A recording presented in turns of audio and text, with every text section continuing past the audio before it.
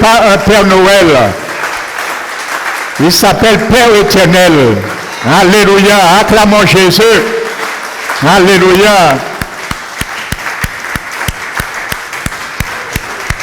Alléluia. Gloire à toi, Seigneur Jésus. Merci, Père éternel, pour encore, Seigneur, cette opportunité que tu nous donnes pour venir t'adorer, te magnifier, t'exalter et te glorifier. Car tu n'es pas un mythe, tu n'es pas une légende, tu es une réalité dans nos vies. Tu vis au siècle des siècles. Tu ne te présentes pas à travers un événement, mais tu te présentes 24 heures sur 24 heures. Chaque jour, chaque instant, à tous ceux qui te cherchent d'un cœur vrai, reconnaissant, Seigneur, tu te laisses trouver.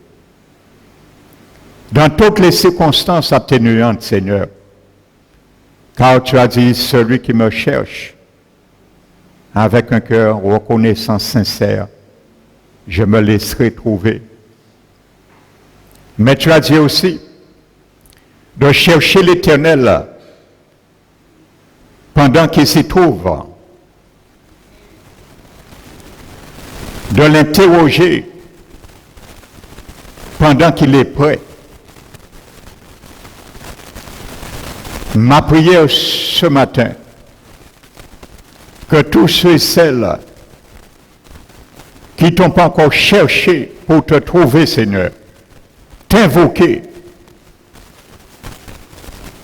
pour que ton salut éternel fasse demeure dans leur vie. C'est une opportunité ce matin. Nous savons, Seigneur, comme nous l'avons chanté, l'orage fera rage violent dans beaucoup de cœurs pendant cette festive de Noël. Car combien vont hésiter encore dans leur cœur à travers ces orages pour t'accepter dans leur vie. Combien, pendant qu'ils vont te célébrer, leur péché quand même ça ne perdra pas leur pouvoir sur leur vie, comme nous l'avons chanté. Car ils ne t'auront quand même pas accepté. Quand même, ils le chantent, le Rédempteur. Ma prière ce matin, que tous ceux et celles qui ne t'ont pas encore accepté comme le seul unique Rédempteur, c'est une opportunité encore ce matin. Je m'incline, je m'humilie ce matin, Seigneur, en tant que porte de ta parole, pour recevoir de toi, Seigneur, que ton esprit m'environne et que ton onction repose sur moi ce matin pour donner gloire au Rédempteur. Car nous devons entendre ce que tu as écrit et dit de lui. Qu'il soit ainsi ce matin parmi nous, au milieu de nous. Merci Seigneur pour tout. Nous t'élevons, nous te magnifions, Père, pour ce grand cadeau du ciel, Jésus-Christ, ton Fils unique, dont tu as fait don à l'humanité. Merci, Père, merci, merci. C'est au nom de Jésus-Christ, nous t'avons prié et nous te donnons la gloire, Père. Amen. Alléluia. Gloire à Jésus. Amen. Ésaïe chapitre 9 nous dit, un enfant nous est né, un fils nous est donné. La domination reposera sur son épaule. Alléluia. On l'appellera admirable, conseiller, Dieu puissant. Il est Dieu. Dieu puissant. Père éternel. Alléluia. Prince de paix. Donné à l'Empire, son empire, de l'accroissement,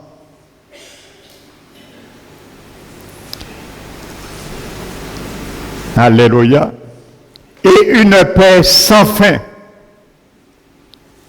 au trône de David et à son règne.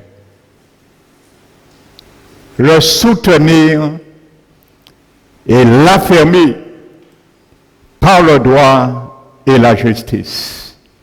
Alléluia. Voici ce que fera le zèle de l'Éternel dès aujourd'hui et à toujours. Est-ce que tu peux acclamer Jésus ce matin? Alléluia. Alléluia. Jésus est Dieu. Il est le Dieu. Amen. Vous savez, dans ce texte nous venons de lire, il n'est pas mis l'accent qu'un sauveur nous est né, ni un sauveur nous est donné. On a fait du raccourci, bien qu'il est le sauveur. Mais dans Ésaïe 9, il n'est pas marqué un sauveur nous est né, ni un sauveur nous est donné. Alléluia. Tu dois chercher ce sauveur à l'avoir. Il ne t'appartient pas encore. Mais où que Ésaïe met l'accent, c'est sur un règne. Alléluia. Je dis bien, Jésus est le sauveur, parce qu'il est marqué ailleurs qu'il est le sauveur. Je parle de Ésaïe 9. Pour ne pas y interpréter, ça pasteur Emmanuel pas dit. Alléluia. Nous sommes bien d'accord. Nous parlons d'Ésaïe 9. Amen. Où il est mis l'accent, c'est sur un règne. Son règne est éternel et que son règne doit prendre de l'accroissement. Alléluia. Celui qui règne, c'est qui? Qui est-ce qui règne? Un roi. Alléluia. Un roi qui ne règne pas n'est pas un roi. Nous sommes d'accord. Un roi est fait pour quoi? Pour régner. Alléluia. Un roi qui ne règne pas n'est pas un roi. Et un roi qui ne règne pas, il ne doit pas s'attendre d'avoir beaucoup qui vont le suivre. Par bien souvent, c'est un roi qui est pauvre.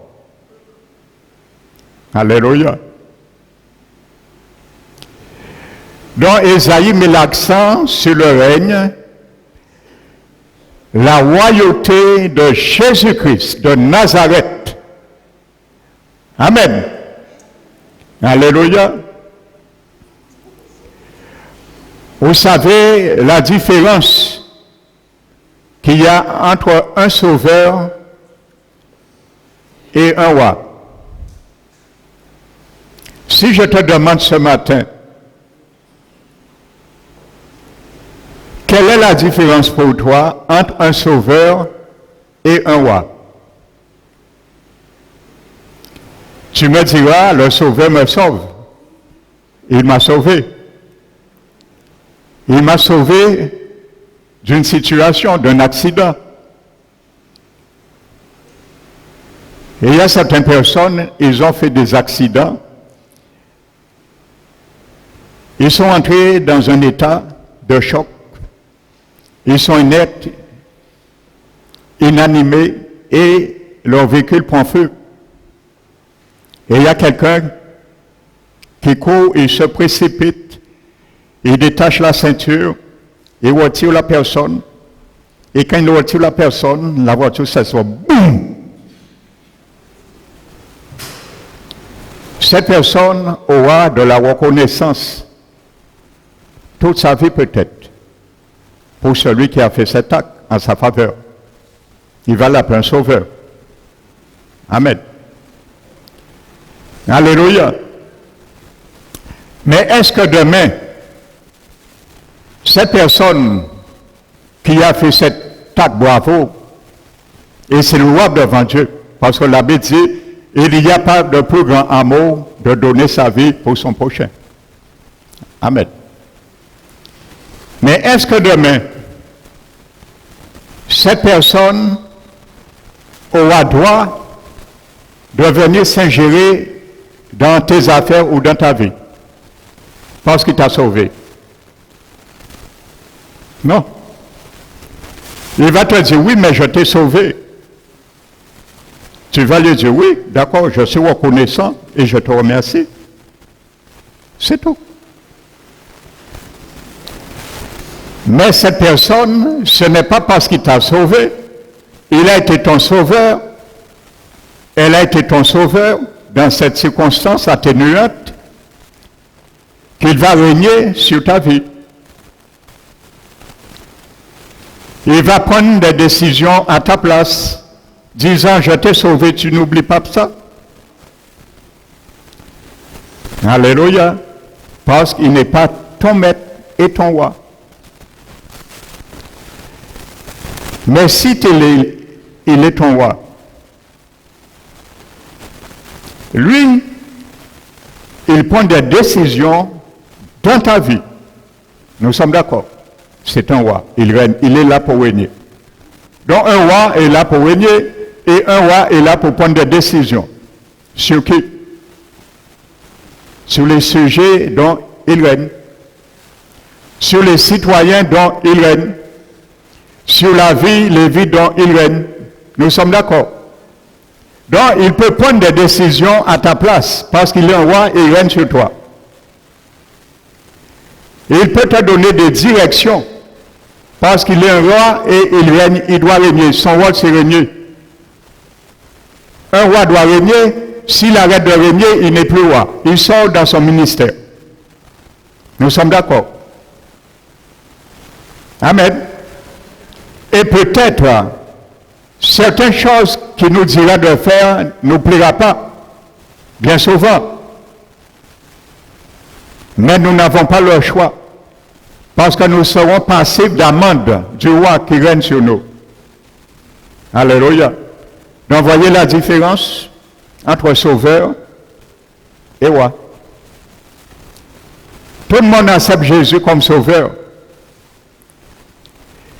Et vous allez voir dans quelques jours, le monde entier, même les athées, vont chanter le Sauveur. Amen. Mais combien vont accepter ce Sauveur en tant que roi? Très peu. Alléluia. Donc c'est deux choses différentes. Nous aimons trop accepter Jésus comme le Sauveur pour ne pas être jugé, pour ne pas aller au châtiment éternel en enfer, mais nous n'aimons pas l'accepter comme notre roi. Parce que ça change tout autre chose. Parce que nous ne pouvons plus régner comme nous voulions. Alors ce matin, qui est ton roi? Est-ce que c'est toi-même? Alléluia. Est-ce que c'est ta vie qui est ton propre roi? Alléluia. Je déplore, je le dis, et je rentre dans le message. Vous savez combien de messages de pasteurs aujourd'hui que j'entends qui encouragent ces chrétiens, ces fidèles d'observer la Noël. Et j'ai entendu même des pasteurs s'y prendre à certains chrétiens parce qu'ils n'observent pas la Noël. Pour eux, il y a quelque chose qui est grave. Donc, il n'y a rien de malédit qu'on fête la Noël avec le monde. Mais vous savez, ce n'est pas mon objectif. Je ne suis pas venu ce matin de parler de la Noël. Parce qu'il y a trop à dire. Et 1 heure et demie ne suffira pas. La seule chose que je peux vous dire, que la Noël, succinctement, c'est la christianisation. Pas cristallisation. Christianisation. Christianiser. Alléluia. La Noël, c'est la christianisation d'une fête païenne.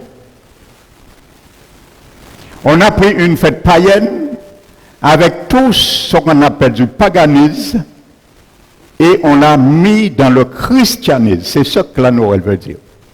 Amen. La Bible parle dans la Bible, lisez Lévitique 23, il est clair. Le monde a ses fêtes, Dieu a ses fêtes. Il y a 8 fêtes qui appartiennent à l'Éternel. Lisez-les, notez, cherchez, est-ce que vous trouvez le 25 décembre? Vous n'allez pas trouver. Par contre, je peux vous donner un texte où on parle du 25 décembre dans la Bible. Vous le savez, le texte? Jérémie 32, verset 30, Jérémie 52. Jérémie 52, chapitre 52, verset 31. On parle de le 25 décembre. Et cette date, c'est une fête qu'on célébrait à Babylone. Jérémie 32, 52, verset 31. Le 25e jour du mois, du 12e de l'année. Et on libérait un homme à la personne de Joachim qui s'est rebellé contre l'Éternel ce jour-là. Donc cette fête, effectivement, est sortie à Babylone, mais je ne vais pas m'étendre. Et pour ceux, les parents qui ont des enfants, ça incombe votre responsabilité seule, pas moi. Je vais simplement vous dire l'origine du Père Noël, avec la couleur rouge, est païenne. Et avant, ce n'était même pas la couleur rouge, c'était la couleur verte. Tout au premier usage de cet homme. Amen.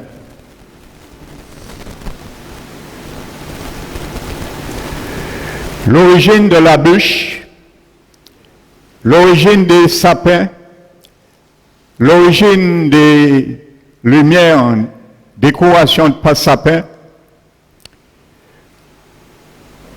l'origine du 25 décembre,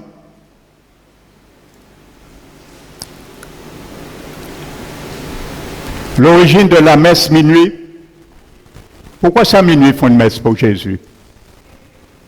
Parce que c'est une origine démoniaque. Je ne vais pas m'étendre aujourd'hui. Alors, s'il fallait expliquer ça, il y a trop de choses à expliquer. Mais je vous donne les grandes lignes. Tout ce qui se passe est d'origine païenne.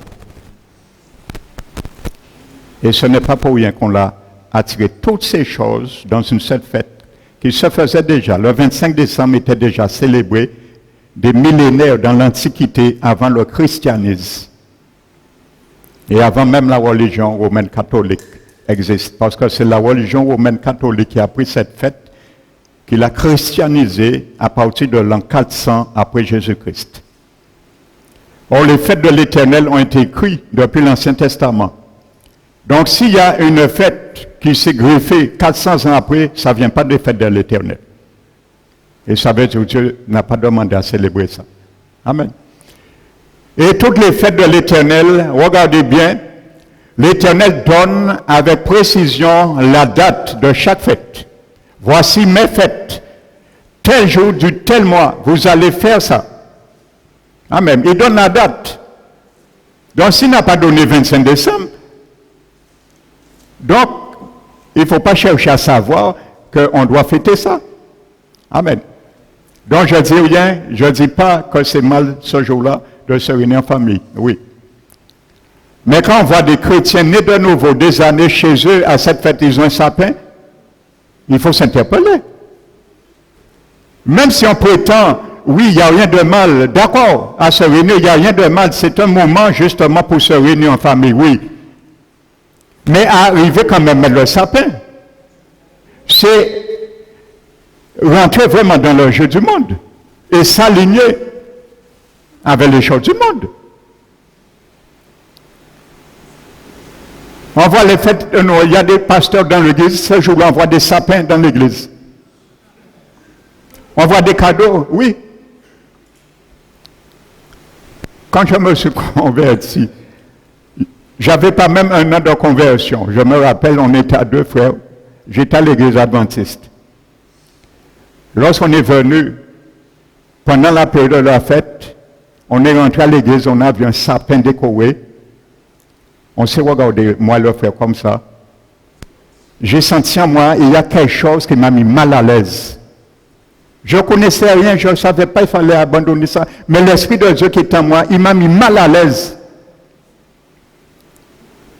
Donc aujourd'hui, dans les églises aussi évangéliques, on voit des églises ce jour-là, ils décorent avec sapin. Ils mettent des cadeaux. Ils disent qu'il n'y a rien de mal. L'origine de échange de cadeaux aussi, tout ça est païen, frères et sœurs. Alors je le dis, je conclus avant d'introduire. Il n'y a rien de mal ce jour-là se réunir ensemble, en famille, parler de Jésus. Mais rentrer dans les festifs du monde, non, nous ne devons pas prendre part à ça. Amen. Nous sommes enfants du royaume. La Bible est claire, frères et sœurs.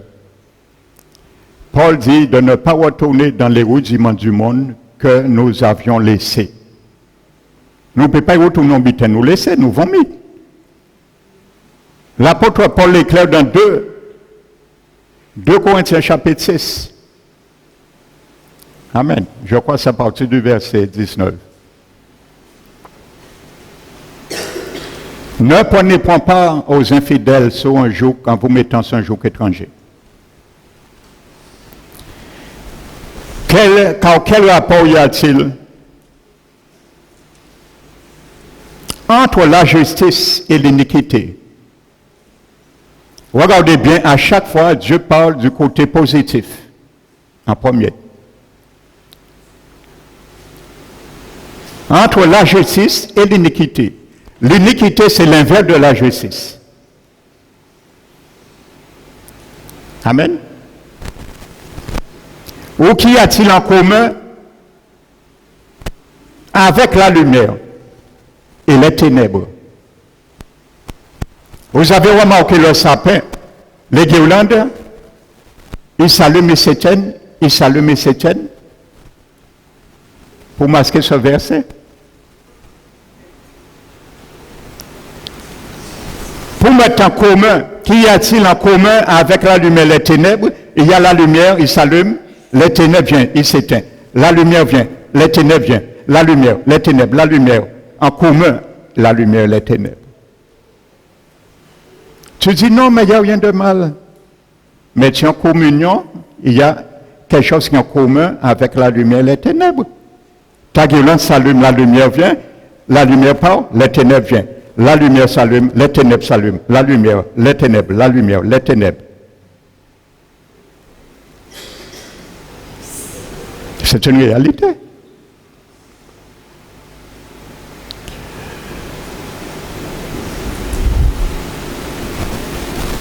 Ou quel accord y a-t-il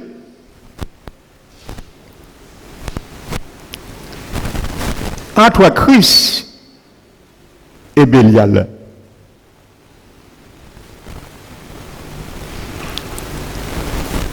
Amen.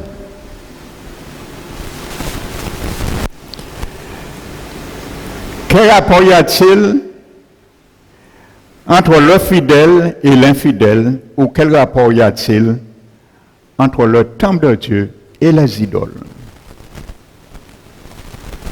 Donc la Bible est claire. Et c'est ce que vous êtes, le temple de Dieu. Car Dieu a dit, vous êtes mon peuple, par qui, au milieu de qui je marcherai. Et il dit, séparez-vous mon peuple d'eux.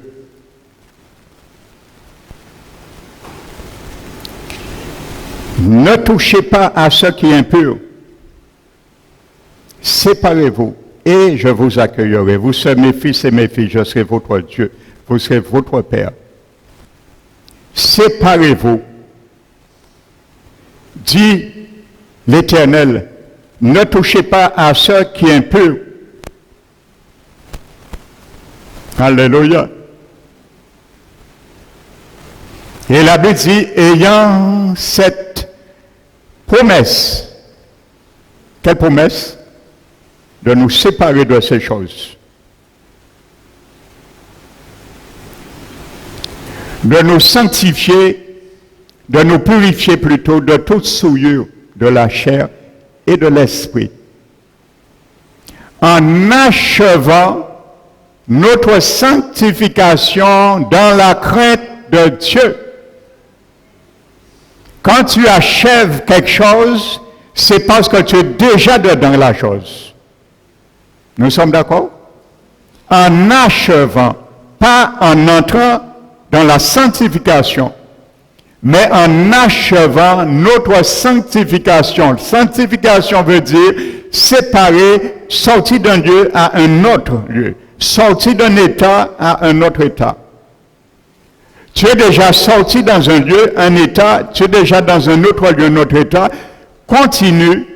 Achève cela, achève ce principe de sanctification, de continuer à être à part de ces choses. C'est ce que veut dire Paul. Ayant cette promesse de nous purifier de toute souillure de la chair et de l'esprit, en achevant notre sanctification dans la crainte de Dieu. Amen. Alléluia. Alléluia. Derrière toute fête, qu'il soit païenne, divine, il y a une réalité et une puissance qui est révélée derrière ça. Que tu sois conscient ou pas, il y a une réalité derrière une fête. Quand Dieu a donné parmi ces fêtes de l'Éternel la Pâque, il fallait asperger le sang. Et derrière la fête, il y avait une réalité qui est voilée.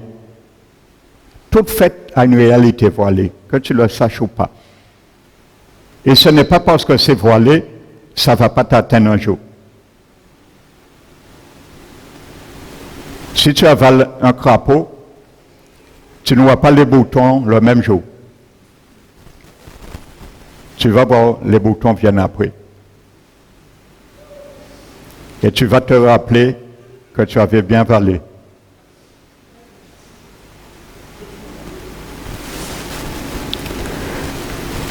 Alléluia. La réalité qui était cachée derrière la Pâque, c'était un jugement de Dieu. Et il a jugé le peuple égyptien. Il a libéré son peuple, il a jugé les premiers-nés. Il y avait une réalité spirituelle cachée derrière cette fête. Et chaque fête de l'Éternel a une réalité. Toutes les 7 fêtes, Dieu a donné, avaient la réalité en Christ. Alléluia. Et Colossiens, Paul dit que toutes ces fêtes, c'était l'ombre des choses à venir. mais la réalité de ces fêtes sont en Christ. Amen. Donc ce matin, nous irons à la crèche de mon voisin.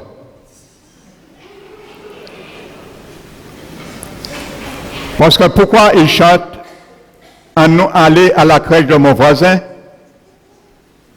Parce que il n'y a pas ni crèche de communion personnelle avec Jésus. Donc il est obligé d'aller dans la crèche de mon voisin. Alors nous sommes beau matin dans la crèche de mon voisin.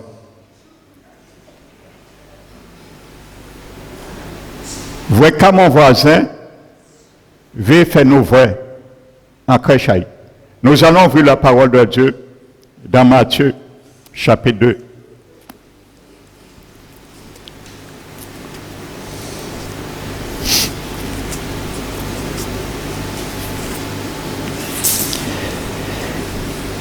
Matthieu, chapitre 2.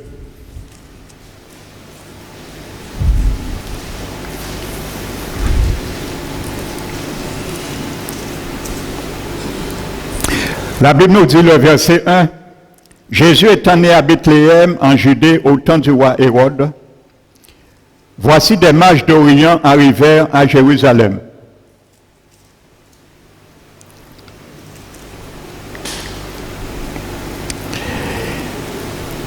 J'ai dit, où est le roi des Juifs qui vient de naître?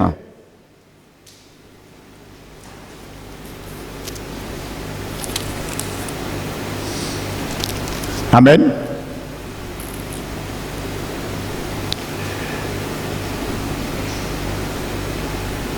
Car nous avons vu son étoile en Orient et nous sommes venus pour l'adorer.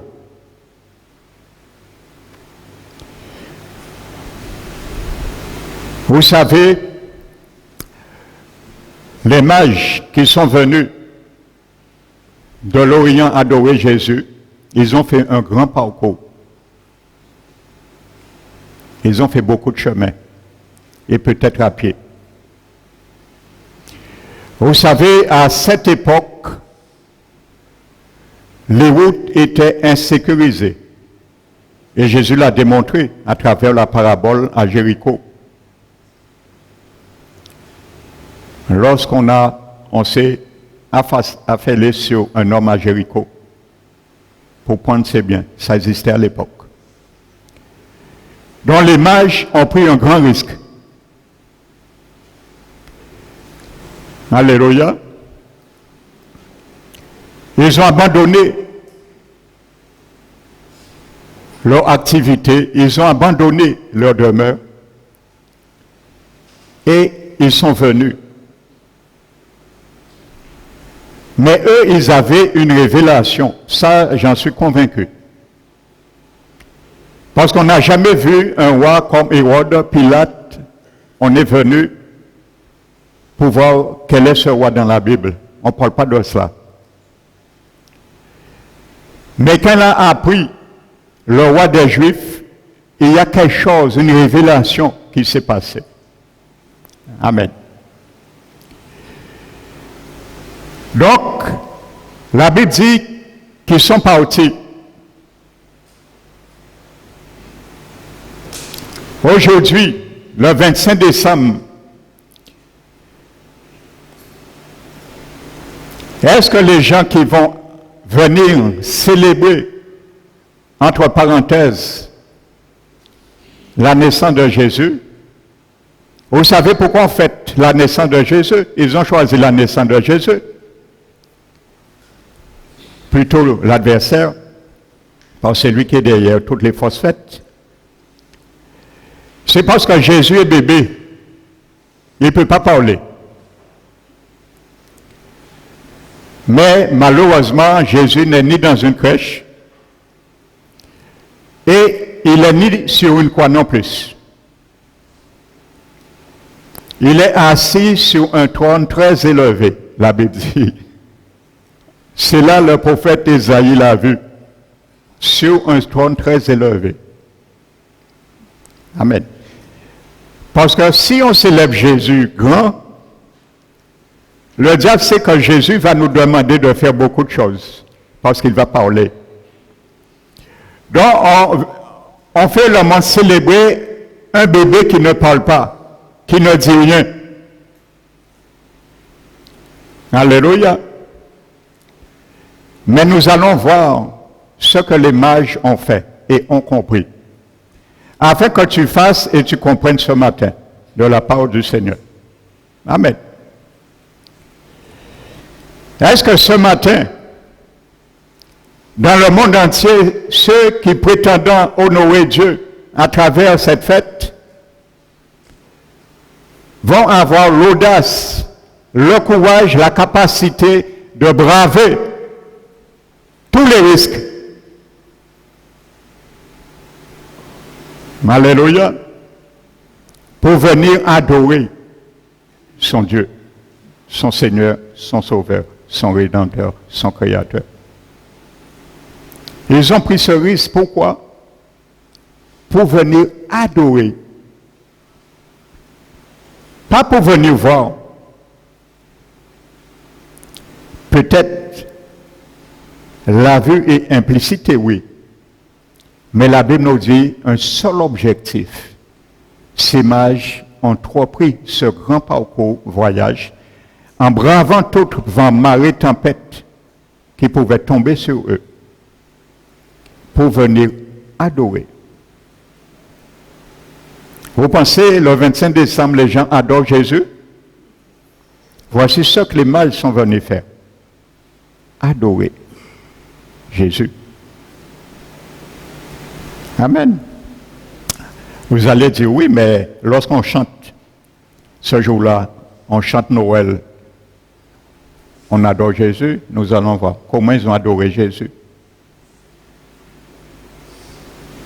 Parce qu'ils ne sont pas venus les mains vides. Donc tu vas voir qu'est-ce qu'adorer Jésus. Pourquoi les mages sont venus? Qu'est-ce qui les a poussés? Qu'est-ce qui les a motivés à venir adorer Jésus? Amen. Quelle est la dernière fois, quel est le dernier jour ce matin? Je ne vais pas peut-être te poser cette question, toi qui es dans le Seigneur, mais au monde, quel est le dernier jour? Quelle est la dernière fois que quelqu'un qui célèbre la Noël a adoré Jésus? Parce qu'aujourd'hui, Jésus n'est pas un bébé. Hein? L'adoration qu'il veut maintenant, c'est ce que le Père qualifie comme vrai adorateur. Ceux qui l'adorent en esprit et en vérité. Est-ce que ce matin, le monde adore Dieu en esprit et en vérité? Parce que les mages sont descendus, leur mobile, ce qui les a motivés, c'est venir adorer. Et il n'y a pas d'autre raison, la Bible dit. Adorer le Seigneur. Amen. Ils ont reçu une révélation que ce n'était pas n'importe quel roi. Et les présents le décrivent. Ils savaient la révélation qui était ce roi des Juifs. Amen.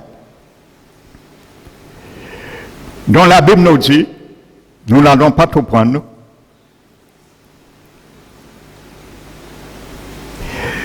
Verset 11. Ils entrèrent dans la maison, virent le petit enfant avec Marie, sa mère, se prosternèrent et adorèrent. L'adorèrent. Ils se prosternaient et l'adoraient. Est-ce que la Noël, c'est ce qu'on fait? Mais c'est la Noël, ça, je vous parle. C'est ce qu'on fait. Selon vous, la manière qu'on célèbre dans le monde, nous n'allons pas dans le monde, mais nous restons en Guadeloupe. La manière tu célébrais la Noël, j'ai célébré la Noël avant. On sait très bien, nous ne pouvons pas ni adorer et ni prosterner nous devant le Seigneur. Nous t'es qu'à prosterner nous devant le paganisme, devant appétit en nous-mêmes, amusement de vouloir amuser nous, de faire jouer la sang exceptionnel, de boire, de manger, jouer musique, danser. Et là nous entrer, nous lever le lendemain, nous avons mis parce que nous dormons boulés sous. N'a pas bien fait chanson Michaud Veillet, Michaud dit Bréwom. Vous adorez et le Seigneur. Vous ouvrez les mages Bréwom. Vous ouvrez les mages, y'en de ces trois. D'ailleurs, on a dit 3 mages, la Bible ne dit pas combien de mages. Ils ont dit 3. Le diable est toujours fragmenté. Dieu a une fête qui s'appelle la Pâque. Le diable a mis Pâque avec S. Nulle part dans la Bible, vous allez voir le mot Pâque avec un S. Vous avez fait la différence? Essayez de remarquer ça. Cherchez. S'il y a un jour le mot Pâque avec un S dans la Bible, vous n'allez pas trouver. Mais le diable a pris sa Pâque, il met S en l'air pour bien montrer quelqu'un contrefait les choses de Dieu. Et là, puis le 25 décembre, une date qu'on célébrait des fêtes à Babylone, et il a mis dans la naissance de Jésus. Pour bien montrer qu'il a contrefait les choses de Dieu. Amen. Et l'adorèrent. Amen. Première chose, les mages viennent, ils se prosternent devant Jésus et ils l'adorèrent. Amen. Ils ouvrirent ensuite leur trésor. Quand tu pars chez toi, quand je pars chez moi, je pars en voyage, tu pars en voyage, tu pars avec des trésors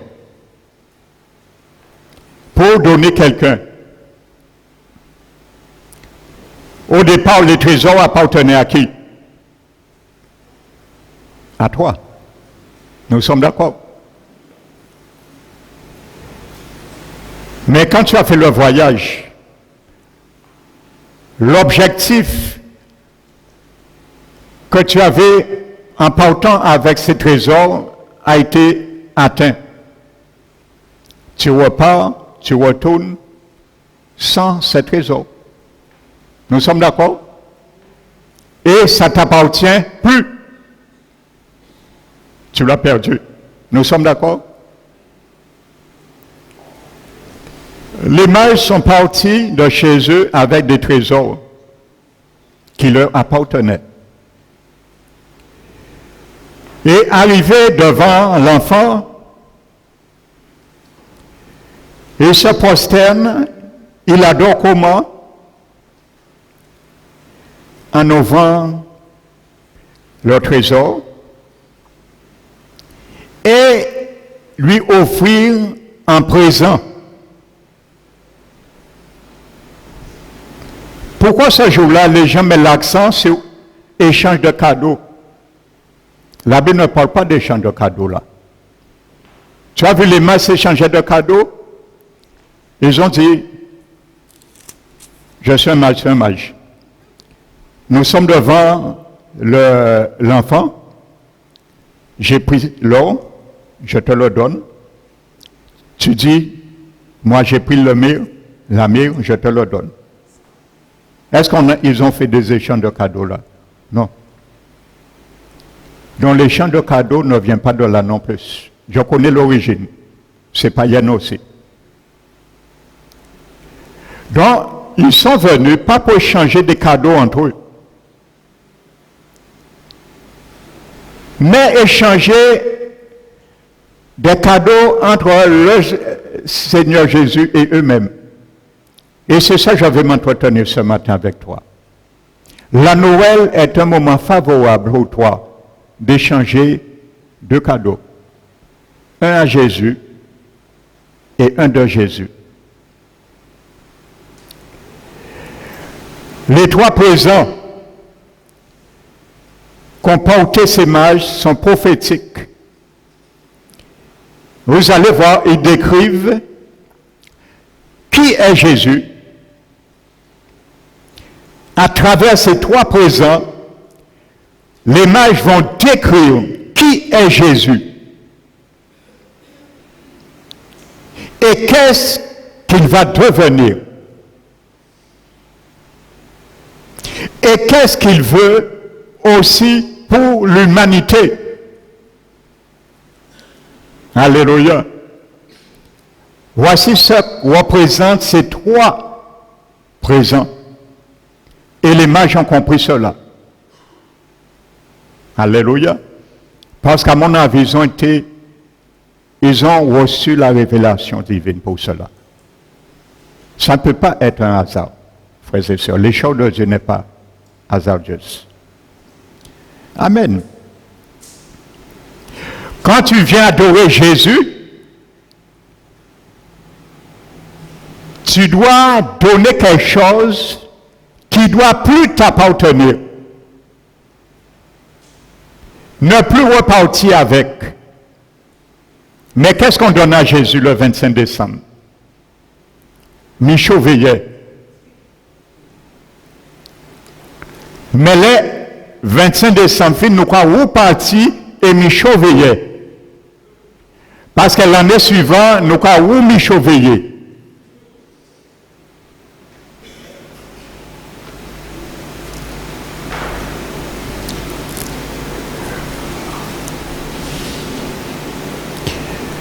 Nous reportons bouteille là bas Jésus et nous avons parti et bouteille là parce que l'année suivante, comme Michaud dit Bréhom, comme Papa Noël dit Bréhom, alors nous avons parti là parce que l'année prochaine, Papa Noël qui vient dire nous Bréhom. Alors nous pas qu'à bas Jésus et laisser à rien bas Jésus. Alors pas dire nous qu'à célébrer et adorer Jésus à travers fête là ça. Amen. Les mages ne sont pas repartis dans leur trésor, ni avec l'or, ni avec l'encens, ni avec la myrrhe. Ils ont laissé au pied de Jésus. Je viens sur un terrain avec toi ce matin. Sois attentif. Alléluia. Même s'il faut 2 dimanches pour te faire comprendre cela, la révélation à travers ces 3 présents, nous allons prendre 2 dimanches. Parce que je viens sur une révélation avec toi ce matin. Amen. Alléluia. Donc, est-ce qu'à la Noël, on apporte des présents à Jésus et est-ce qu'on le laisse au pied de Jésus? Jésus, homme, pas bébé. Parce qu'il est grand maintenant. La révélation que les mages ont reçue, Jésus était enfant. Mais la révélation que nous avons maintenant de Jésus, c'est la parole de Dieu. Alors nous allons calquer l'or, l'encens et la myrrhe selon la parole de Dieu. Maintenant, qu'est-ce que Jésus est maintenant à travers l'or? Qu'est-ce que Jésus représente à travers l'or? Qu'est-ce que Jésus représente à travers l'encens? Et qu'est-ce que Jésus représente à travers la myrrhe maintenant? Alléluia. Et regardez bien l'ordre. Il commence par l'or. Il retire l'or. Il retire l'encens. Il retire la myrrhe. Alléluia.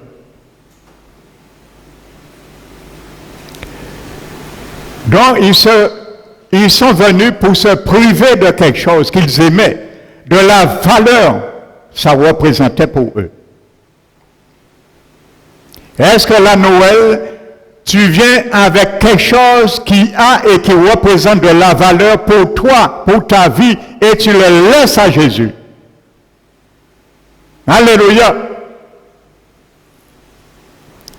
Ça fait partie de la Noël. Parce que c'est ça qu'on a appris pour christianiser le 25 décembre à la naissance de Jésus. C'est ce texte qu'on prend. Amen.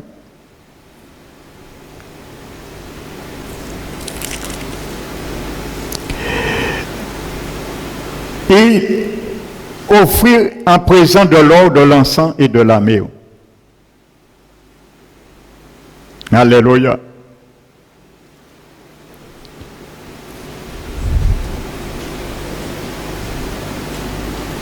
Donc, il y a un prix à payer.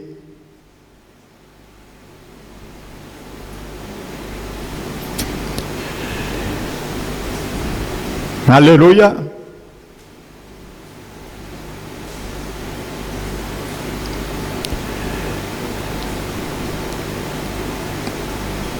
Donc ça n'a pas été hasardeuse. L'or, l'encens et la myrrhe. Nous allons commencer par l'or. Vous savez, si vous lisez certains récits dans la Bible, vous allez voir, on apportait de l'or à un roi.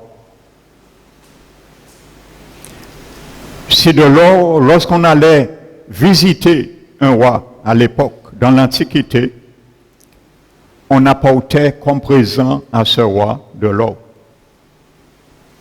Amen. Si les mages ont apporté de l'or, ils ont reconnu à travers l'enfant qu'il était vraiment le roi des Juifs. Donc, ils considèrent premièrement Jésus est le roi. Alléluia. Combien, pendant la Noël, le 25 décembre, considèrent Jésus comme le roi, pas le roi du monde. Amen. Alléluia. Les mages ont considéré Jésus comme le roi. Ils ont fait leur sacrifice pour eux, pas pour le monde. Ne choisis pas ce que le monde choisit pour toi.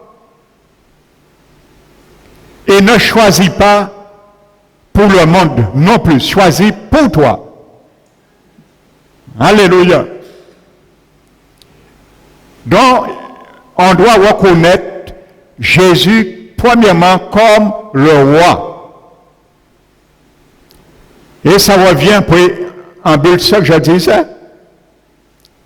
S'il considère que Jésus est le roi, il considère aussi que Jésus doit régner sur leur vie.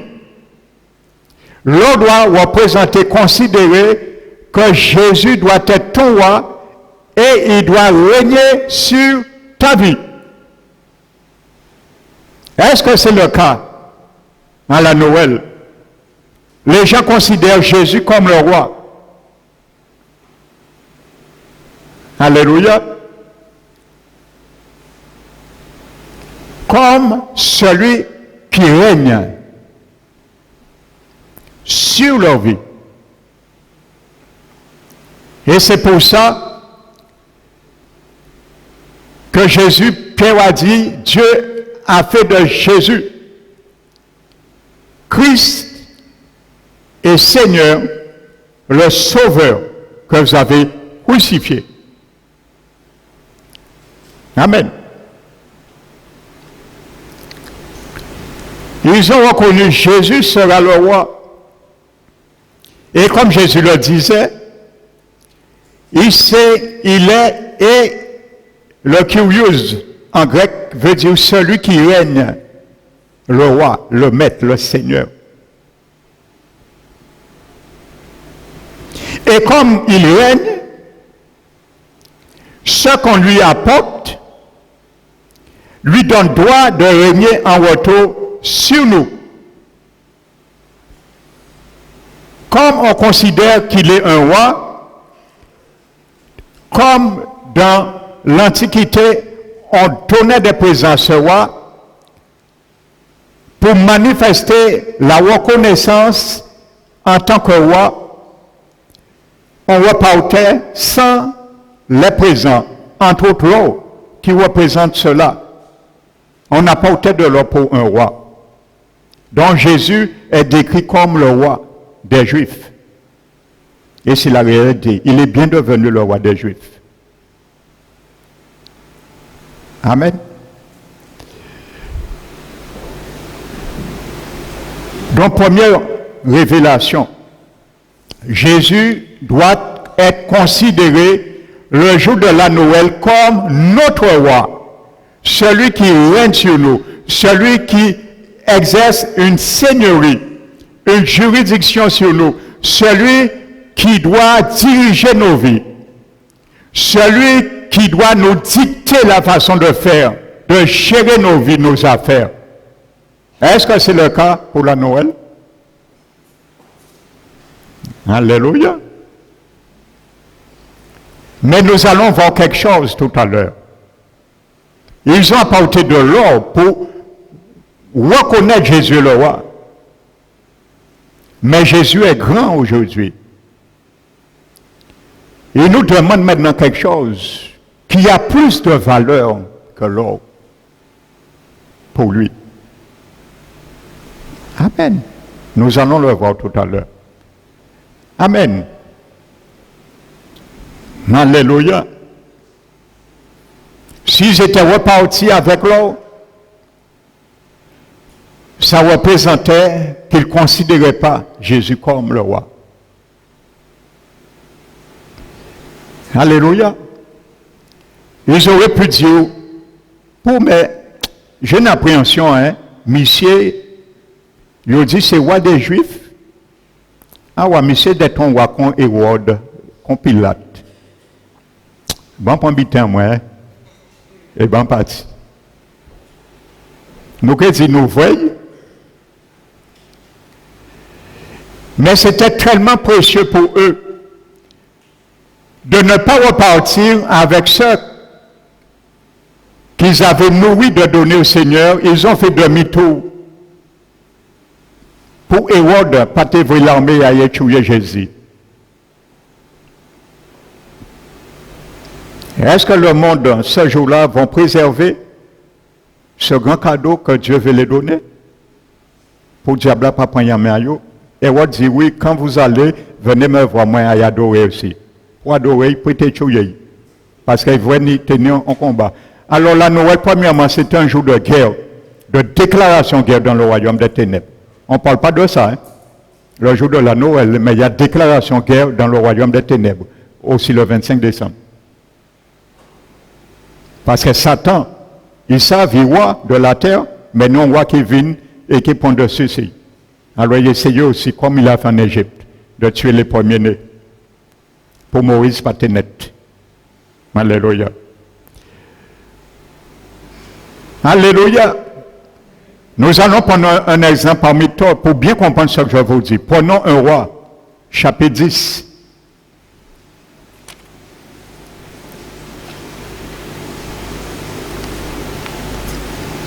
Un roi, chapitre 10. C'est ce qu'on apportait pour les rois, l'or.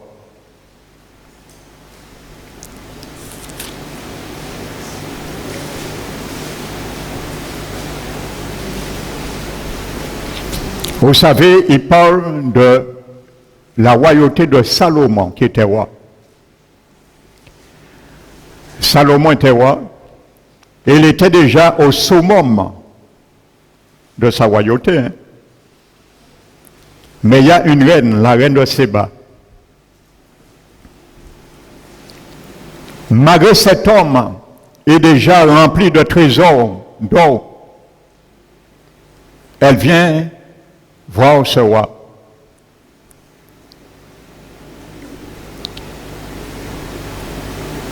Amen. Le verset 2.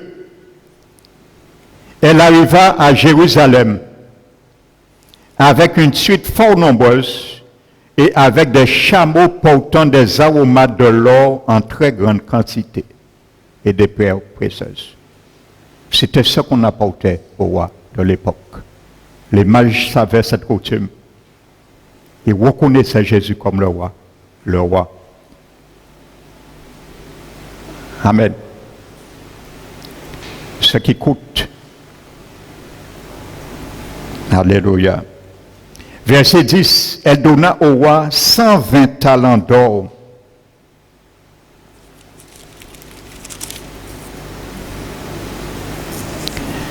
Alléluia. Le poids, verset 14, le poids de l'or qui arrivait à Salomon chaque année était de 670 talents d'or. Les mages ont reconnu Jésus comme le roi. La reine de Séba n'est pas repartie avec l'or. Elle n'a pas dit, roi, je sais que tu as de l'or en quantité dans ton trésor, mais moi j'en ai aussi. Allons comparer. Allons regarder si dans ton trésor, c'est de 5 carats et le mien 3 carats pour voir. Et ensuite, je repars avec mon partage d'or. Non, elle est venue pour cela. Quand elle a pris la décision, elle savait qu'elle ne pouvait plus compter sur cela dans ton trésor. Dorénavant, ce sera retranché, soustrait de ce qu'elle possédait avant. Donc, ce que tu donnes au Seigneur, en le reconnaissant comme ton roi, doit être soustrait, retranché pour jamais, à jamais dans ta vie. Si tu le reprends, tu ne considères pas Jésus comme ton roi. Même si tu prétends célébrer toutes les 25 décembre, à la perfection, selon la tradition, ne considère pas qu'il est ton roi. Parce qu'il ne considère pas non plus qu'il est un citoyen, un sujet sur qui il règne et doit régner. Amen. De ce fait, Salomon, lisez l'histoire, a donné des conseils, des exhortations, des indications à la reine du Séba. Parce qu'en offrant de l'or,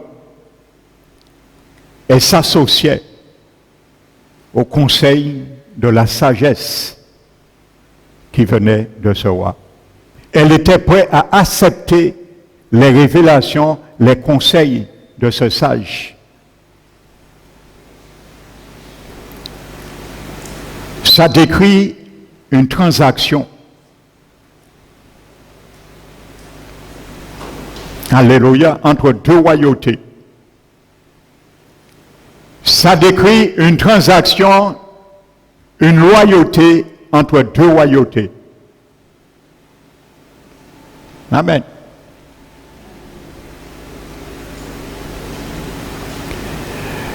Alors il faut choisir entre l'Antiquité et l'iniquité.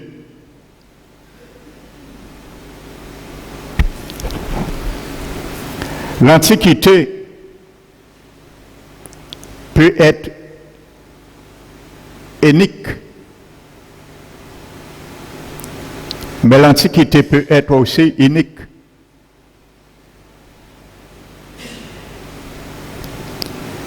Cette fête est une fête antique.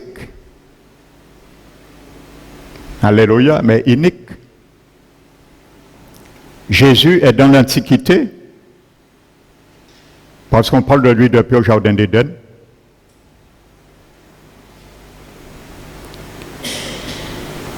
Alléluia. Mais unique. Alléluia. Donc, voyez, frères et sœurs, ça représente la royauté qu'on reconnaît à travers un roi, qu'on apprécie, qu'on reçoit de lui. Amen. Donc, c'est ce que les mages ont compris. Ils ont compris cela. Elle n'est pas venue les mains vides.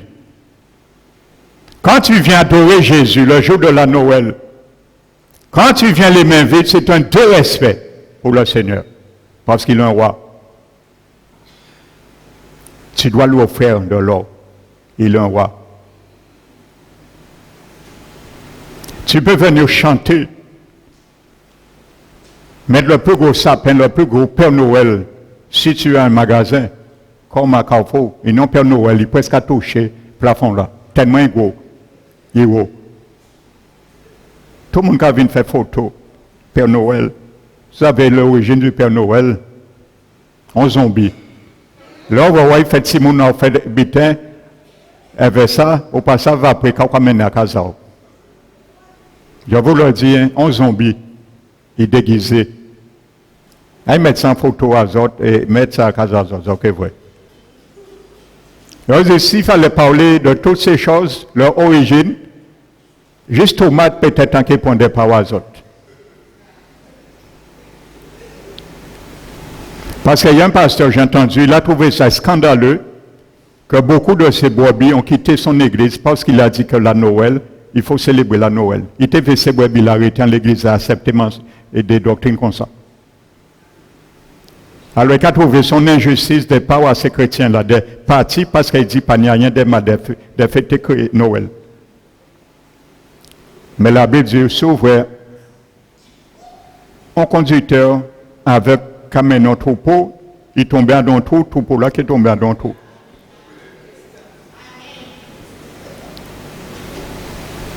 Alléluia.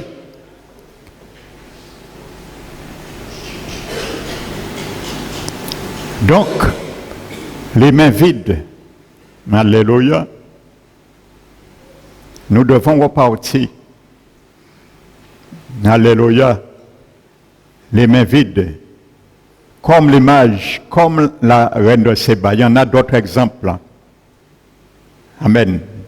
Nous allons voir un exemple encore dans la Bible. Alléluia. Avant de prendre l'exemple, Dieu te demande aujourd'hui, pas venir avec de l'or. Parce que si c'était l'or, il t'a commandé nos bails, à pas ni grand-chose, hein, à part alliance en moins. et là, à pas même ça,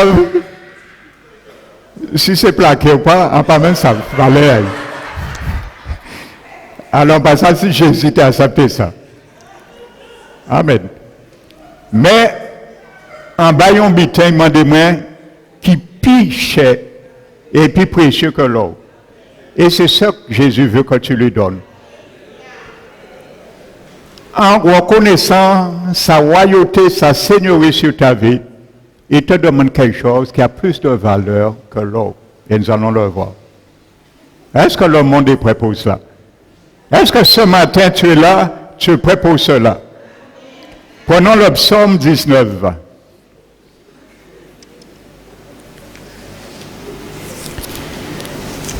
Le psaume 19.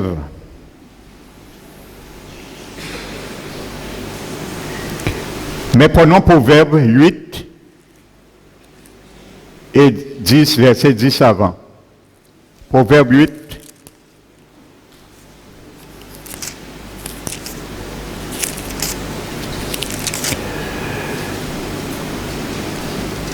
Proverbe 8, verset 10. Préférez mes instructions à l'argent, à la science, à l'or le plus précieux. Amen. Maintenant, voici ce que Jésus veut que tu l'offres vraiment. comme tu ne peux pas le donner de l'eau, mais il veut. Vous savez, dans l'Ancien Testament, le Seigneur, c'est vraiment un Dieu qui ne fait pas d'impartialité. Il avait donné le moyen à toute personne de se remettre en question par un moyen de faire un sacrifice expiatoire pour ses péchés. Mais plus la personne avait une position de dignité, plus ça lui coûtait. Par exemple, un souverain sacrificateur à l'époque, pour ses péchés, il devait offrir à Dieu un taureau. Parce que ça devait lui coûter quelque chose. Et compte tenu de son rang ecclésiastique, donc, il lui était exigé quelque chose de plus cher, comparé au subalterne. Amen. Quand c'était un responsable de la nation, Dieu lui avait permis, pas un taureau, mais un bélier pour ses péchés. Amen. Parce que son rang était un peu inférieur au souverain sacrificateur. Et pour un laïc, un citoyen qui péchait dans la nation, un membre du peuple, Dieu avait permis même des oiseaux pour les plus défavorables et les classes dans la société qui étaient un seuil de pauvreté plus bas. Il lui permettait d'offrir même un oiseau, une tourterelle, un pigeon. Amen. Maintenant, Jésus, comme Jésus ne veut pas qu'aujourd'hui nous amenons de l'or, mais il veut que nous le reconnaissions comme roi, alors il nous donne le moyen aussi d'y parvenir à le reconnaître comme roi, sans apporter de l'or. Alléluia! Et regardez ce que dit le psaume 19, verset 10. La crainte de l'Éternel est pure, elle subsiste à toujours. Les jugements de l'Éternel sont vrais. Ils sont tout justes. Toujours en parlant des jugements,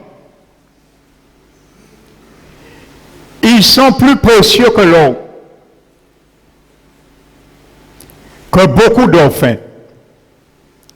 Le jugement de l'Éternel sur ta vie, le jugement de l'Éternel sur ma vie est plus précieux que l'or des mages, est plus précieux que l'or de la reine de Séba. Alléluia. Ça, tu peux l'offrir à l'Éternel. Le jugement de l'Éternel sur ta vie. C'est quoi? Qu'est-ce que le pasteur me demande là? Les jugements, je le relis. Les jugements de l'Éternel sont vrais, elles sont tout justes, ils sont plus précieux. Ah, pas pasteur Emmanuel qui a dit. C'est Jésus qui a dit, au lieu de porter l'or pour payer, ou payer ni prétexte pour dire Seigneur, ou te demander moi l'or pour reconnaître comme roi, en pas te acheter. Alors justifiez-moi et permettez-moi, au lieu de m'en faire, aller au paradis. Non, il t'a donné les moyens. Il va te dire, tu n'avais pas le moyen, la capacité de payer l'eau, mais je t'ai donné un autre moyen. Draconienne. C'est ma justice, mon jugement sur ta vie. Est-ce que tu as accepté que je juge ta vie? Alléluia. Est-ce que pendant la Noël, on accepte que le jugement de Dieu? Alléluia. Le jugement qui pèse sur nous, que Jésus le fait à notre place. Parce que son jugement est plus précieux que l'or. Lorsqu'on dit oui, mais Jésus, il est venu, hein, on célèbre sa naissance, certes. Mais il veut aujourd'hui, selon sa parole, selon son décret, parce qu'il est un roi. Et un roi doit régner. Un roi doit régner, et en régnant, il doit juger ta vie. Comment? Dis Seigneur, je reconnais, je suis un pécheur.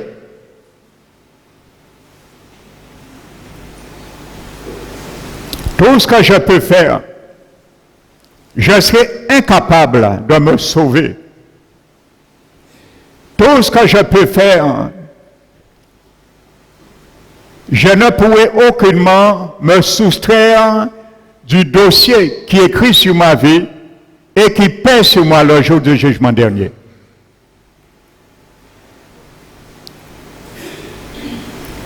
Alors, tu es venu en tant que roi. Alors, tu veux que je t'accepte afin de détruire mon dossier, afin de juger ma vie, pour que mon passé puisse être imputé sur ta justice et que ta justice dont tu as payé le prix déjà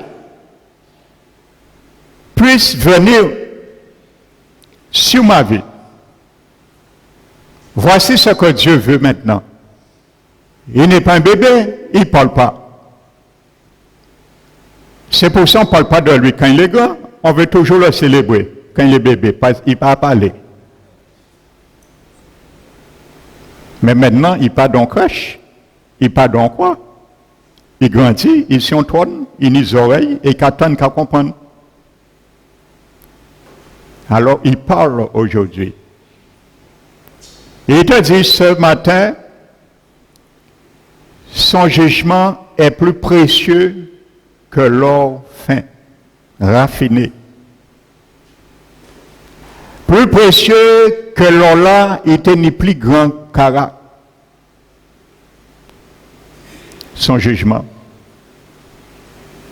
Est-ce que tu veux lui accepter ça ce matin?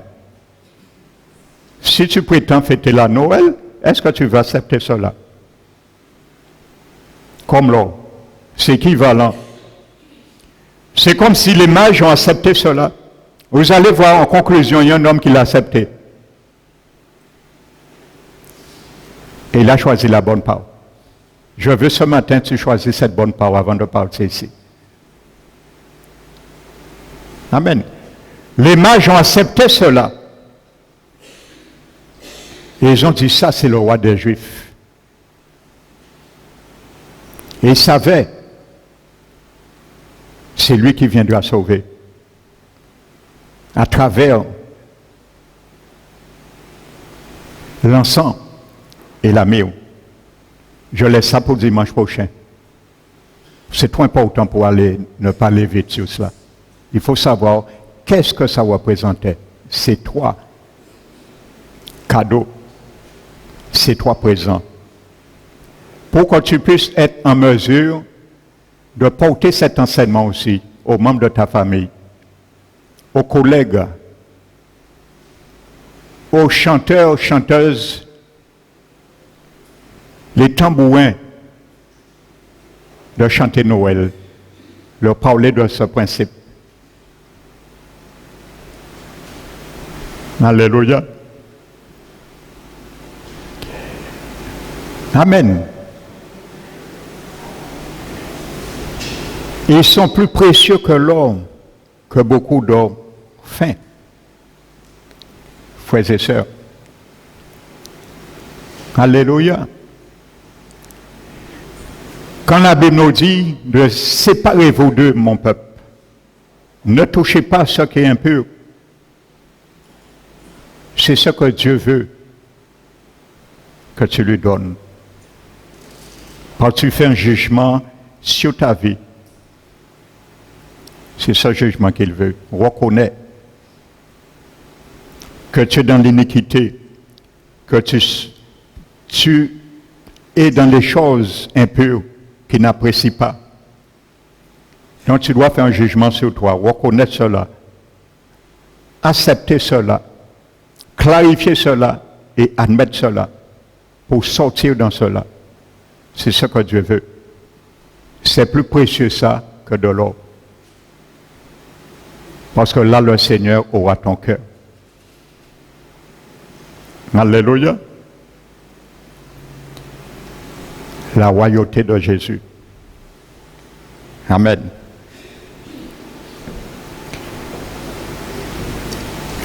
Est-ce que ce matin tu acceptes la parole de Dieu qui dit « Celui qui croit en moi, celui qui écoute ma parole, qui les accepte, celui qui croit celui qui m'a envoyé, ne vient point en jugement, car ces jugements sont plus précieux que l'or. » Alors si les jugements de Dieu sont plus précieux que l'or, je vais opter pour le jugement. Mais si tu optes pour ce jugement, sache ce qui t'attend. C'est l'enfer. Mais si tu dis, je fais un jugement sur moi-même,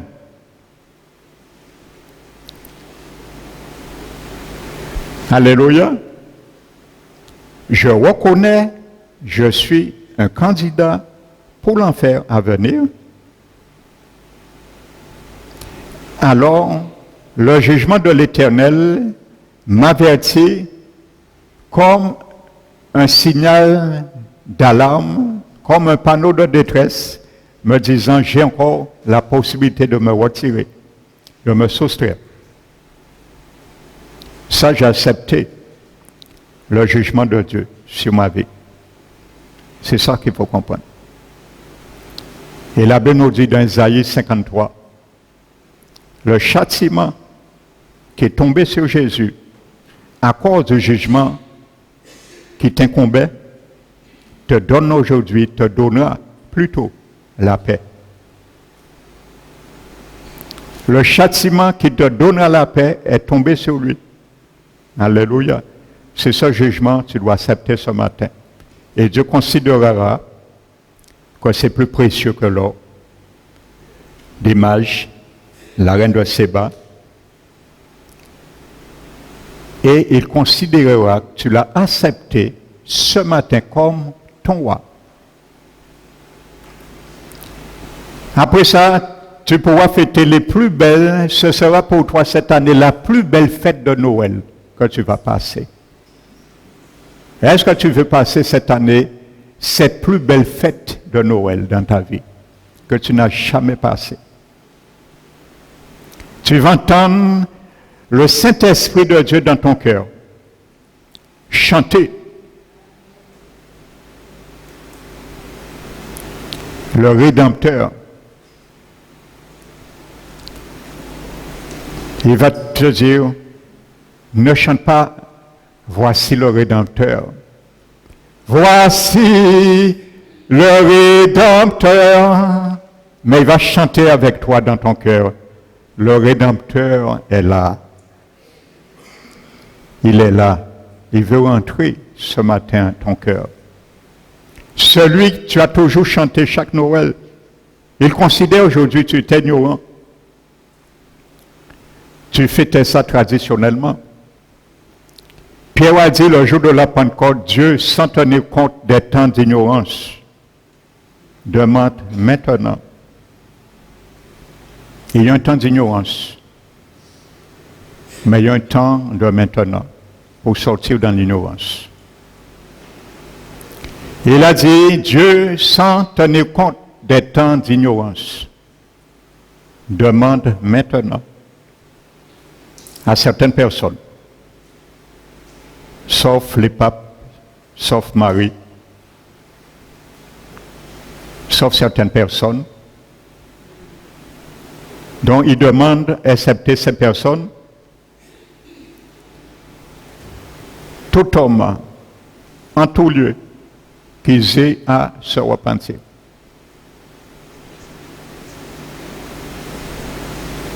Malheureusement, ce n'est pas ce que Pierre a dit.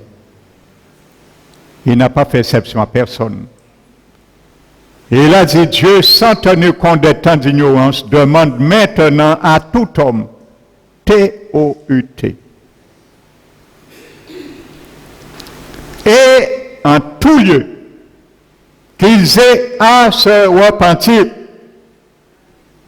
Ce matin, ça s'adresse à toi. C'était 2000 ans en arrière. Mais 2000 ans maintenant, en avant, ça s'adresse toujours à nous. À tout homme, les hommes qui étaient 2000 ans en arrière et les hommes qui vivent 2000 ans après. Tout homme et en tout lieu. Ce n'était pas à Jérusalem le jour de la Pentecôte, c'est en Guadeloupe aujourd'hui. En tout lieu, qu'ils aient à se repentir. Repentir en grec, métanoia,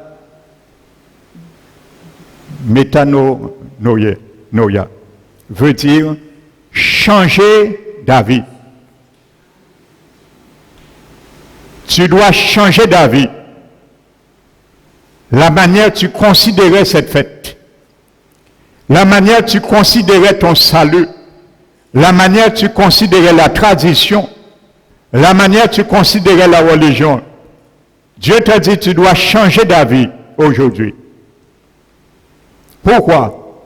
Parce que Pierre dit, il a fixé un jour. Il jugera le monde par celui qui a donné la preuve certaine en le ressuscitant d'entre les morts, Jésus-Christ de Nazareth. Alors ce matin, tu as deux choix. Je t'offre ces deux choix de la part de l'Éternel. C'est toi qui choisis. Je ne choisis pas pour toi. Tu as entendu. Tu as entendu le présent qu'on a porté à Jésus. Qu'est-ce que ça représente? Ça représente sa royauté sur ta vie. Ça représente que tu dois lui donner cette royauté sur ta vie. Et tu ne dois pas reprendre cette royauté que tu lui as donnée sur ta vie. Ça vaudrait que tu lui as donné de l'or comme les mages, comme la reine de Séba, et ils ont repris leur or et ils sont repartis. Donc considère ce matin, le Seigneur te dit, il veut maintenant que tu lui rends ta vie. Il va la laver, il va la purifier et il va te donner sa vie et mettre sa royauté sur ta vie. Tu deviendras son fils, tu deviendras sa fille et il deviendra ton père également. Amen. Tu as entendu cela? Dis-moi, tu vas entendre qu'est-ce que l'encens et la myrrhe également. Mais en tant que roi, ce matin, je te laisse deux choix. Soit tu acceptes, Jésus règne sur toi, tu l'acceptes comme roi. Soit tu le rejettes et tu continues à accepter que c'est toi-même qui règne sur toi-même et tu deviens ton propre roi ou ta propre reine. Alors ce matin, si quelqu'un veut partir dans ce lieu,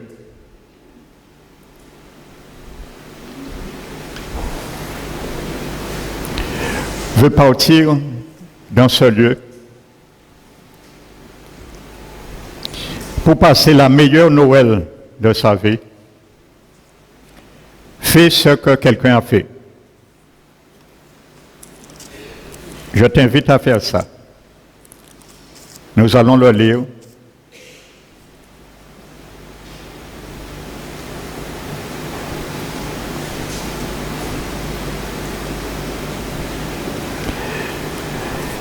Luc, chapitre 2, pendant que tu réfléchis. Réfléchis, prends la bonne décision. Tu vas peut-être entendre une voix à l'intérieur te dire, qu'est-ce qu'on va faire là? Pourquoi oublier nos jats, préparer bité en eau, nos jats tuer cochon là? L'origine du cochon à Noël aussi est païenne. Ce n'est pas irréfléchi qu'on tue des cochons comme ça. Ça a une valeur et c'est un culte qu'on donnait aussi à cette époque à cet animal. Et un Dieu qui représente le cochon, c'est une divinité. Je profite de le dire. Rien n'est réfléchi. Tout ça, il est 25 décembre, viennent sauce païenne. Rien, il n'y a rien qui n'est pas païen. Même le cochon, on mange ce jour-là.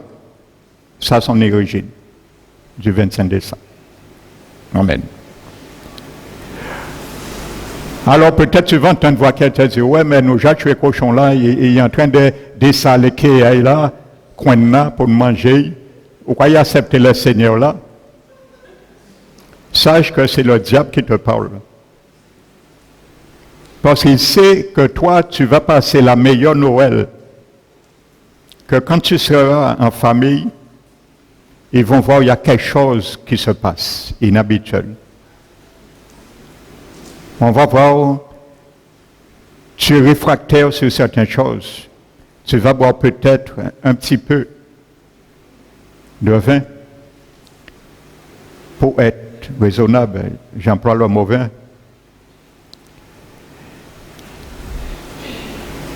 On va dire, bon, mais l'année passée, où t'es parti bouler, ou pas boire encore alors? Parce qu'ils ne savent pas ce qui s'est passé. Jésus, entre-temps, a mis sa loyauté en toi. Il est le garant de ta vie maintenant. Il gère ton cœur. Et c'est normal. Tu vas passer la meilleure fête. Je ne peux pas t'expliquer cela. On ne peut pas partager ces choses avec quelqu'un. Il faut le vivre. Il faut la personne le vivre elle-même. Et s'en rendre compte. Alléluia. Fais ça ce matin. Regarde ce qu'un homme a fait. Luc, chapitre 2, verset 25.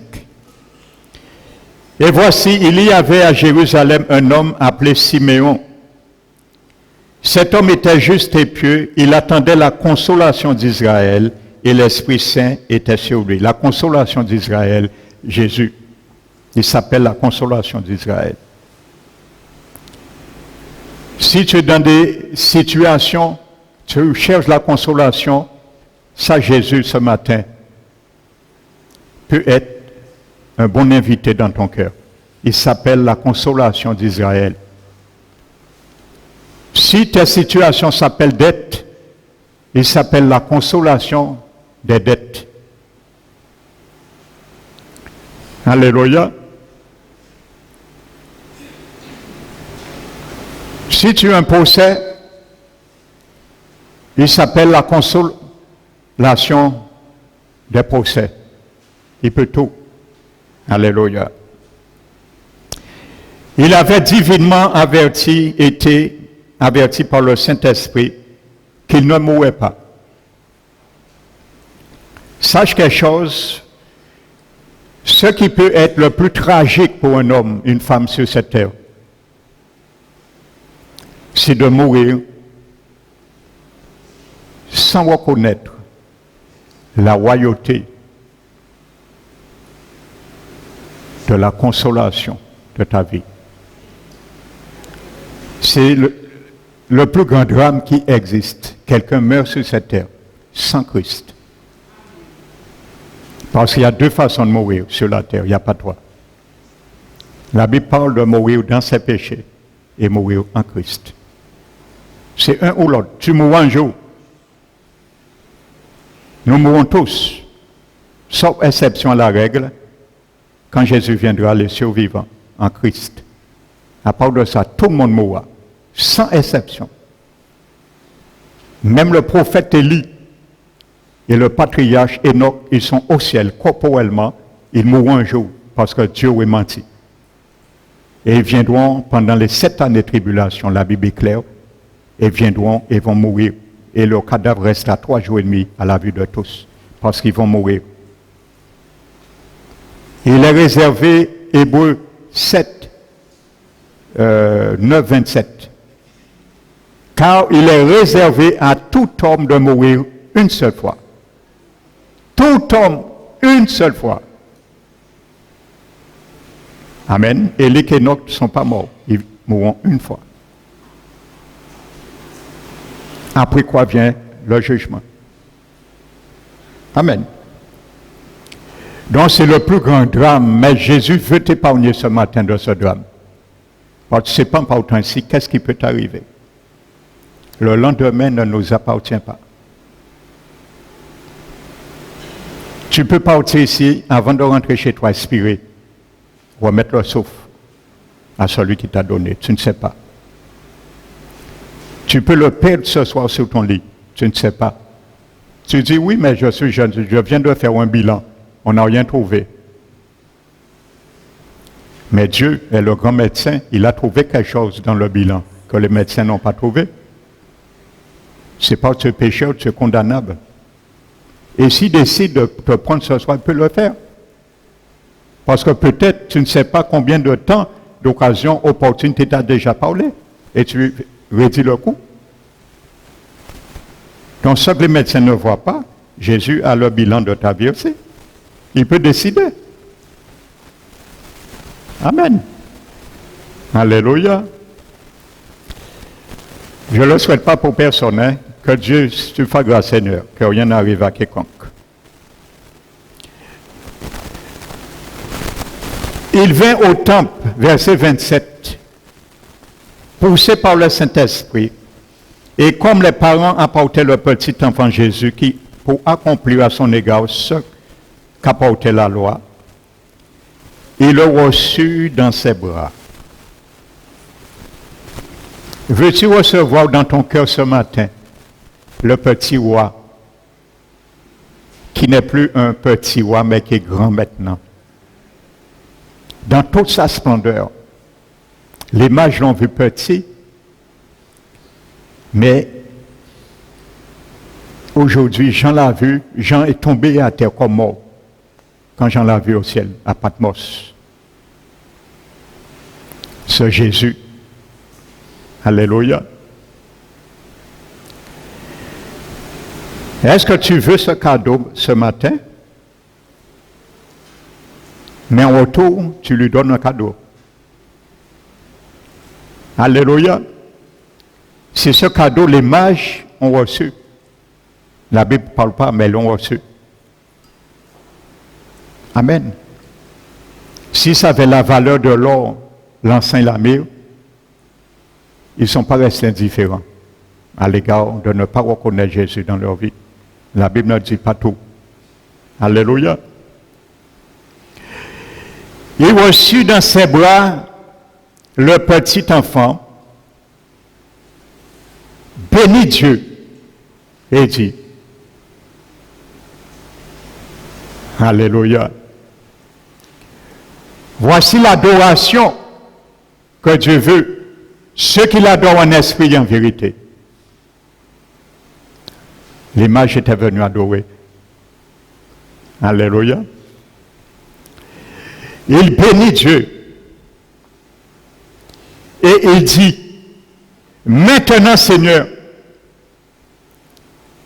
tu laisses ton serviteur, il parle de lui, s'en aller en paix.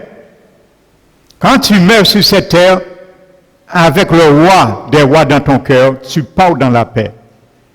Et sache que ce que Dieu dit dans la bouche de patriarche Job, qu'il est précieux. La mort de mon bien-aimé, tu n'es pas à peur de la mort après. Cet homme n'avait pas peur de la mort après. Paul n'avait pas peur de la mort. Il a dit la mort m'est un gain. Parce que ça te propulse dans ta promotion quand tu meurs.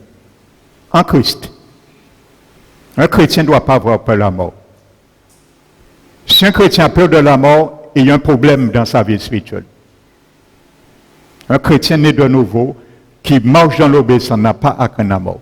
Parce que c'est une promotion pour lui, pour elle. Alléluia. Mais il faut mourir en Christ. Pas dans ses péchés. Si tu meurs dans tes péchés, crains la mort. Fais tout ce qui est possible pour vivre très longtemps.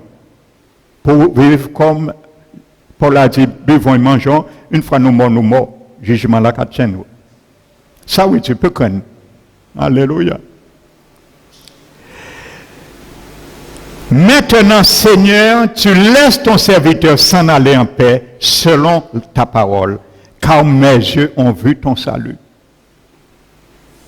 Et ça, le salut, nous allons le voir dimanche prochain à travers le mur. Salut que tu as préparé devant tous les peuples, lumière pour éclairer les nations. Alléluia. Et vous savez, c'est même ce verset que la religion a pris, je souligne. Et comme Noël veut dire le Dieu du soleil, Solvit, donc ils ont dit, on va prendre cette fête qu'on adorait le soleil, et comme la Bible dit, Jésus est la lumière, et comme on observait cette fête, cette date du soleil, on adorait le Dieu soleil. Vous savez qu'est-ce que Pharaon veut dire? Le mot Pharaon hébreu, qu'est-ce que ça veut dire? Le Dieu soleil. Et c'est là, à Babylone, que toutes ces choses ont pris naissance. Alléluia. Donc c'est le Dieu soleil qu'on observe le 25 décembre, proprement dit. Alors ils ont dit, bon, qu'est-ce qu'on va faire? Le Vatican a arrangé les choses, les évêques, l'ecclésiastique, le premier pape, et ils ont dit, bon, eh bien, qu'est-ce qu'on va faire? On va mettre, comme Jésus la lumière, on va mettre le 25 décembre et on va dire, on va observer la naissance de Jésus. Amen. Et c'est pour ça, c'est vers l'an 400 que ça a été officialisé dans l'Église au maître catholique. Amen. La lumière pour éclairer les nations, et gloire d'Israël, ton peuple. Amen. Mais regardez ce qu'il dit à la mère de Jésus. Alléluia.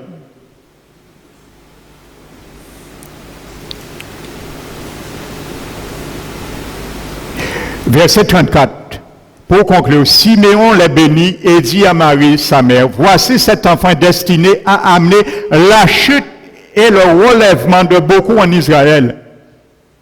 Ta décision peut être une chute aussi pour toi, mais ça peut être un relèvement pour toi. Ça veut dire beaucoup vont l'accepter, beaucoup vont le refuser. Que ça ne soit pas ce matin une chute pour toi, mais un relèvement pour toi. Amen. Alléluia. Les mages ont pris, ont bravé les tempêtes, les dangers qui risquaient d'endurer pour aller. Brave ce matin. Tout ce qui t'importe, qui t'attend pour ta décision. Et à devenir un signe qui provoquera la contradiction. C'est normal. Tu dois contrer maintenant ce que tu faisais dans l'ignorance. Et à toi-même, il parle à sa mère maintenant. Jésus deviendra une épée te transpercera l'âme. Il parle à Marie, sa mère, et Jésus a transpercé son âme, parce qu'elle a assisté à la croix. C'est ce que ça veut dire. Siméon prophétisait sur Marie la souffrance que tu verras de tes yeux de ce fils, Jésus. Et elle a vu à la croix ce que Jésus a souffert. C'est ce que Siméon lui dit. Il transpercera ton âme. Il sera une épée. Ses souffrances à la croix pour sauver l'humanité en tant que roi. Il doit souffrir et te percer l'âme comme une épée. Alléluia. Alors Jésus peut accepter pour le monde qui n'est pas accepté comme moi non plus. Alléluia. afin que les pensées de beaucoup de cœurs soient dévoilées. Et ce matin, Jésus a dévoilé ton cœur, les pensées de ton cœur. Tu sais ce matin, les pensées de ton cœur sont dévoilées. Tu es un pécheur. Tu as besoin d'un rédempteur. Tu as besoin d'un roi pour régner sur ta vie. Si tu n'as pas pris ce roi, tu vas continuer à gérer ta vie, à tergiverser. Mais Jésus veut te donner une nouvelle direction à ta vie. Est-ce que tu es prêt pour cela, pour passer cette meilleure fête?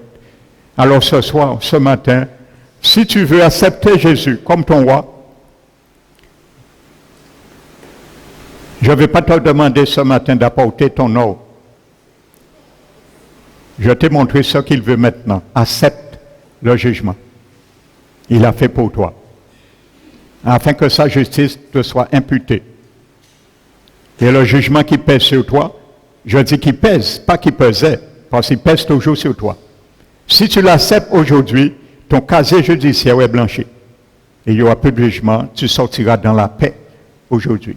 Je te le dis, je suis passé par l'an 79. Et il y aura une paix en toi. Ta conscience qui te pesait, la charge sera ôtée. Peu de tribunal sur ta conscience, elle sera baissée.